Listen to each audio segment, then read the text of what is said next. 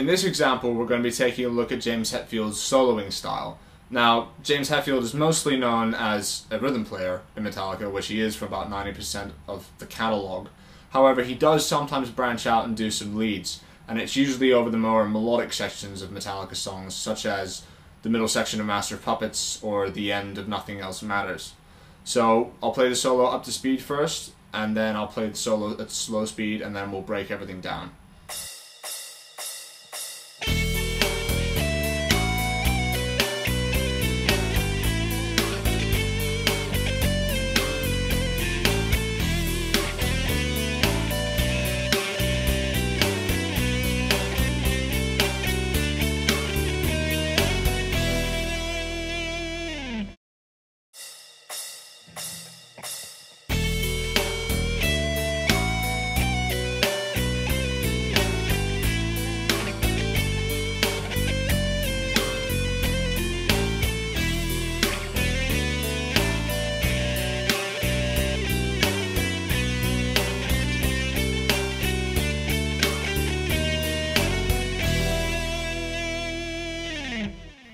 Right, so just before we jump in and take apart the solo, let's have a look at the clean backing riff that is played under the solo, so that then we can relate the solo to the chords and tonality of the backing track. The majority of this backing riff uses arpeggiated chords, which means they're chords that are played melodically instead of harmonically. In other words, they aren't played as full chords, as with the first bar. So if we took a look at the first bar, we come across two chords. We'll take a look at the first one, being an E minor add 9. This is very similar to a standard E minor chord, such as this one. Instead we're adding an F sharp.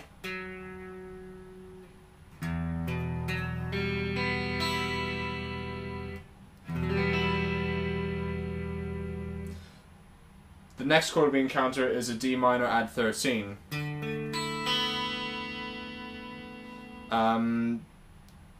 In this case, we're using just a D5 power chord, and then using the open E and B strings. The B is what makes it an add 13, or an add 6, depending on how you look at it. But also, we have the open E, which gives us a 9. A lot of the chords in this example use power chords, incorporate power chords and open strings to give us really nice chord voicings, which is something James Hetfield likes to do a lot. Moving on to bar 2, we encounter this part.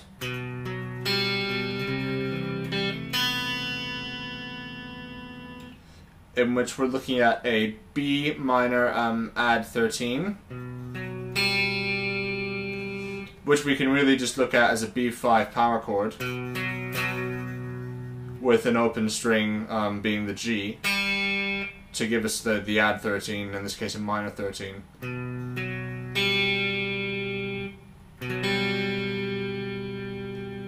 And then we move on to this chord, which is a C major add 13, the 13 being the hammered on an A that we encounter.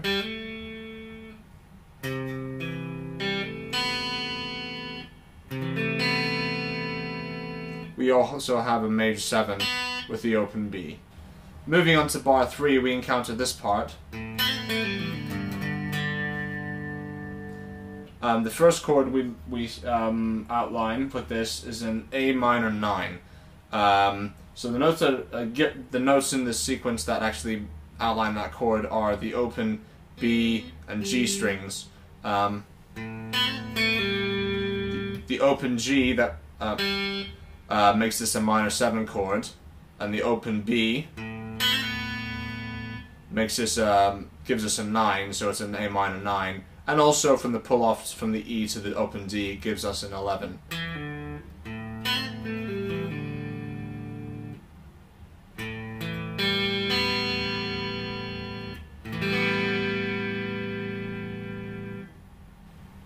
And then we just encounter a G5 power chord, except we incorporate the extra open D string just to give the D note a nice doubling effect.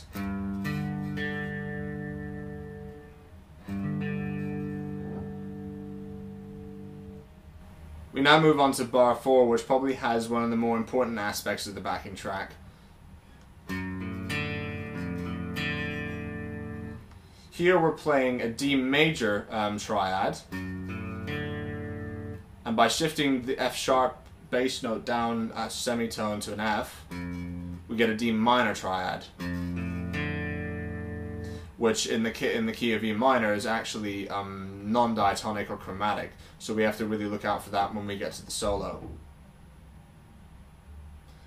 Although these are D major and minor triads respectively, most guitar players tend to think of the bass note as the root note of the chord. So if we think about it that way, we have an F sharp minor add 13 kind of sound,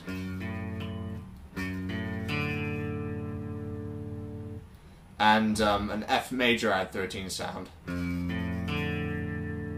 which is just another way of looking at the same thing. Bars 5 and 6 are exactly the same as bars 1 and 2 that we already looked at. So now we'll move on to bar 7, in which we have this, which are we have the same B minor add 13 chord that we saw previously, and then we move that power chord shape up just a semitone to outline just a C5 power chord with an open G once again to give us a nice doubling effect. A nice doubling effect on the 5th. Alright, now we move on to the final part of the backing riff, which is this.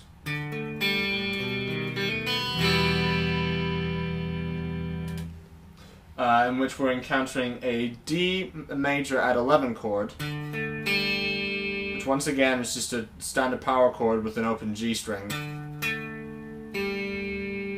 The G giving us the add 11 in relation to that bass note being D.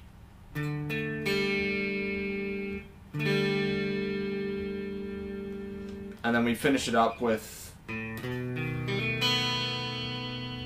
which is just a B7 chord, so standard B7 chord.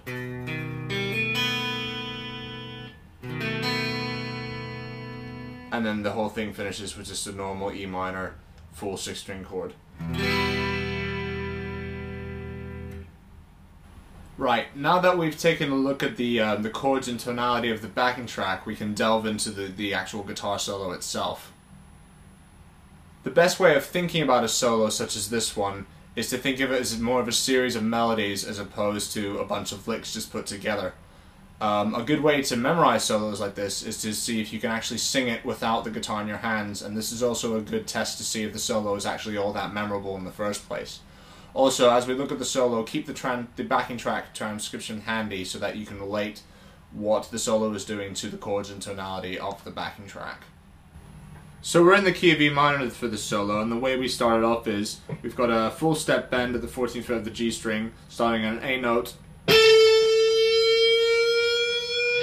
and bending up to a B, and make it really gradual so that you build up tension, and so that then you jump to the higher notes. We're just playing an E and F sharp and adding a little bit of vibrato for some added flavor.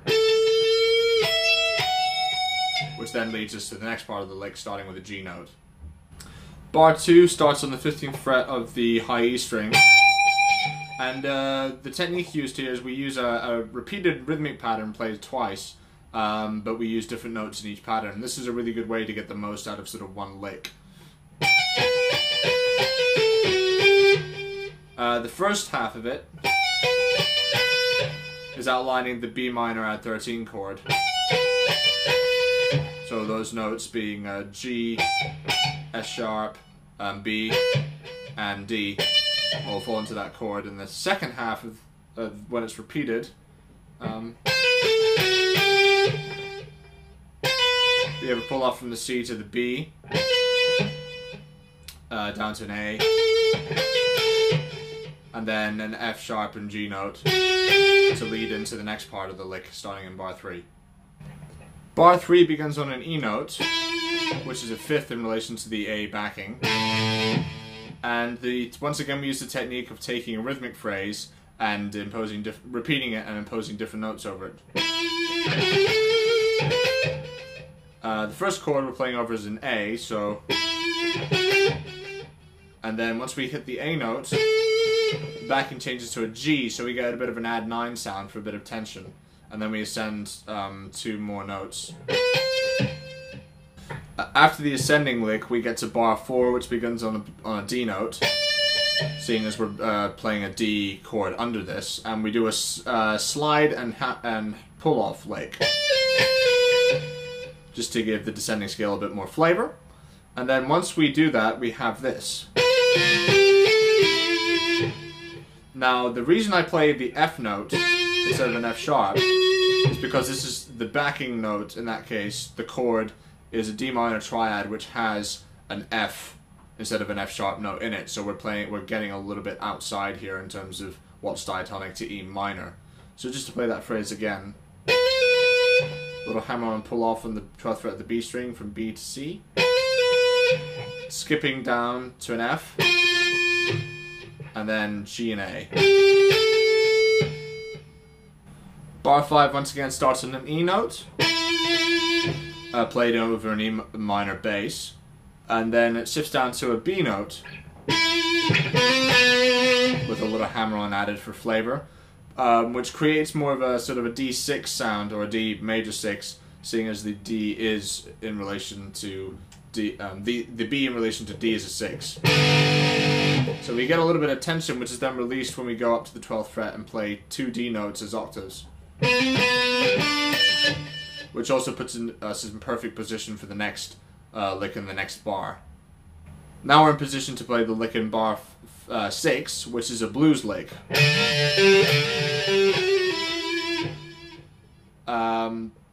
All we're doing really is it's a double stop using the A and D notes, and bending up the A a half step and releasing it, and then playing a G.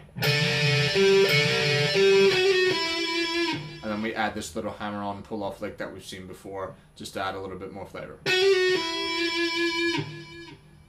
In bar 7 we're playing over B and C chords, so we begin on a B note and play a little melody that also gets to C. And then we play a little melody, or a little descending line after that, and then the bass note from C ascends to D, and we play this descending line again, but with a triplet rhythm. And then finish the solo with over the B7 chords, in which we have D sharp instead of the standard D to highlight that B7th chord.